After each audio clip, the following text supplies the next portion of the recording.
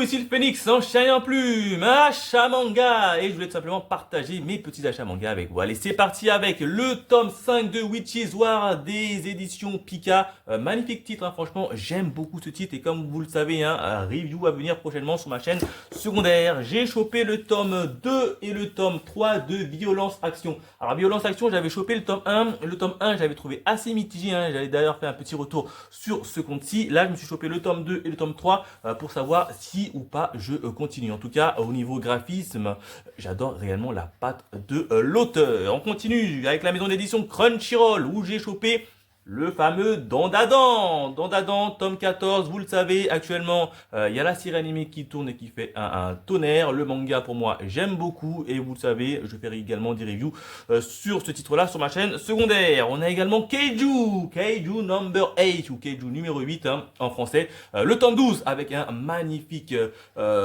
pose et cover de Oshina, le fameux Oshina. Et là, dans ce tome-là, ça va envoyer du lourd. Comme d'hab, je vous fais la petite review sur ma chaîne secondaire également pour ce titre-là. On a le tome 21 de Valkyrie Apocalypse. Toujours aussi cool, toujours aussi fun. Et regardez-moi la cover. La cover est juste magnifique. Un petit face à un géant. Valkyrie Apocalypse, vous le retrouvez également le petit résumé ou peut-être la petite review sur ma chaîne secondaire. J'ai pris une nouveauté chez l'édition Le Soleil Manga et c'est Battle Royale, le tome 1. Alors, je crois que ça va parler un peu de lycée qui va se télétransporter sur une île et puis les lycéens ils vont un peu se mettre sur la poire entre eux. Donc, a priori, ça parle de ça. Alors, je ne l'ai pas encore lu, mais j'ai vraiment hâte de le lire. Et enfin, le dernier tome, hein, le dernier tome d'une grosse série où j'ai vraiment adoré hein, chez Glénat, c'est tout simplement Yann.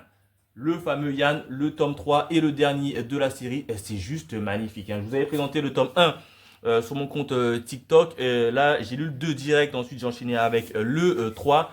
C'est juste époustouflant. C'est magnifique. J'ai beaucoup aimé. Hein. Dedans, il y a tout. Hein. La patte graphique. Il y a quelques mégas. Il y a du voyage dans le temps, voyage temporel. L'histoire est vachement cool. Il y a des combats. Il y a un peu de série un peu policière. Franchement, il y a tout dedans. Et c'est en grand format. Et c'est juste giga joli. Regardez comment c'est dessiné à l'intérieur. Franchement, ceux qui ne connaissent pas Yann, allez-y le lire, c'est en 3 tomes et c'est dispo chez Glénat. Voilà ce que je voulais dire en termes de mes achats manga. Allez, bye mes Phoenix.